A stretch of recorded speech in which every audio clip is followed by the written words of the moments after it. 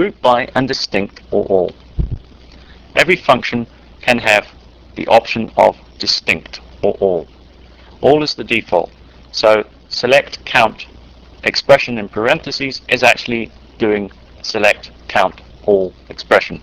Distinct is an operator which will select the distinct values from the expression. In effect, every set of non-distinct values makes up a group. Selecting distinct will select the first value from each group. A little more about distinct. Distinct retrieves only the first row from a duplicate set, or a set of duplicates. Distinct actually will execute on a string value of the row retrieved. In other words, you couldn't pass a number directly into distinct. Let's look at some examples. First of all, I'm going to set the name format, or the column called name, to format A20. Now let's run a query that picks the categories and counts all the category IDs from both the category and show table as a join. Remember, we have a lot of categories in the show table, a lot of duplicates, and we're simply going to group by the category name, and we're going to count every single show ID. What we've done is we've grouped effectively the category names in the show table. Now let's apply the distinct clause as opposed to the all clause. Now you should be able to see the difference here. This has found all the duplications of categories in the show table. In other words, there are 9 shows under this category, there are 10 under this category. What's happened with the application of distinct is it's only found the first row or element in the show table of each category. So it's sorted by the category names, and then it's only found the first of each category from the show table. More about distinct.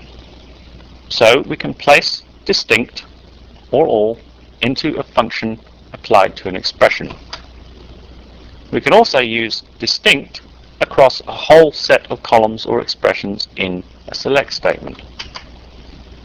We can apply the distinct to a set of columns in a select statement by parenthesizing them. Note that what is parenthesized by the distinct will be the columns that will be outside of the group by clause. Let's take a look at some examples using distinct. First of all, let's count the rows in the show table. We have 152 rows in the show table. Now let's count distinct category IDs in the show table. We only have 7 category IDs. Remember this query? This is a join of category and the show table, and we found only the first occurrence of each category within the show table. 7 rows. We have 7 distinct categories in the show table. Now let's find all the actual category IDs in the show table. All these rows, 152, lots of different categories, but a lot of duplications. Now let's go and find the distinct category ID in the show table, or each distinct category ID in the show table. And we have 6, 12, etc., etc., 7 rows selected once again, using distinct on multiple columns. This gives us an error. The syntax of distinct on multiple columns actually applies to the result of the select statement as it passes through the table. So it actually applies to the string result of this select statement. Here we have 32 rows, the distinct category venue combinations. So we know that this didn't work because we've got numbers. This will work because we're going to take those 2 numbers and convert them to characters. And there we have it. Distinct requires a string.